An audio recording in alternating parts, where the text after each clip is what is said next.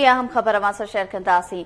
वज़ीर आज़म शहबाज शरीफ सां PTM सरबराह मौलाना फज़ल रहमान जी मुलाक़ात थी आहे। मुलाक़ात दौरान मुल्की सियासी सूरत-ए-हाल ऐं ॿियनि मामलनि ते ख़्यालनि जी ॾे वठि कई वई आहे। अहम ख़बर मां शेयर कयूं पिया। वज़ीर आज़म शहबाज शरीफ सां PTM सरबराह मौलाना फज़ल रहमान जी मुलाक़ात थी आहे। मुलाक़ात दौरान मुल्की सियासी सूरत-ए-हाल ऐं ॿियनि मामलनि ते ख़्यालनि जी ॾे वठि कई वई आहे, जॾहिं त मुलाक़ात दौरान वफ़ाक़ी वज़ीर सागदार अहद चीमा ऐं अमीर मकाम बि मौजूद हुआ। तफ़सील मालूम कंदासीं। लाइन ते मौजूद आहे KTN news reporter Ghulam Rasool कुंभर। जी गुलाम रसूल, छा तफ़सील आहिनि मुलाक़ात जे हवाले सां? जी, वज़ीर आज़म शहबाज शरीफ सां कुछ देर पहिरीं PTM जे सरबराह मौलाना फज़ल रहमान जी मुलाक़ात थी आहे।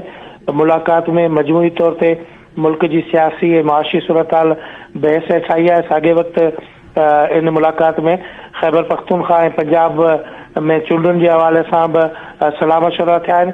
मुलाक़ात में वफ़ाक़ी वज़ीर सागदार अहद चीमा ऐं इंजीनियर अमीर मुकाम बि मौजूद हुआ। मुलाक़ात में मजमूई तौर ते सियासी सूरत हाल ते सलाह मशवरा कया विया आहिनि। जी, वॾी महिरबानी। नासिन इस्लामाबाद खां गुलाम रसूल कुंभर तफ़सील ॾिना आहिनि।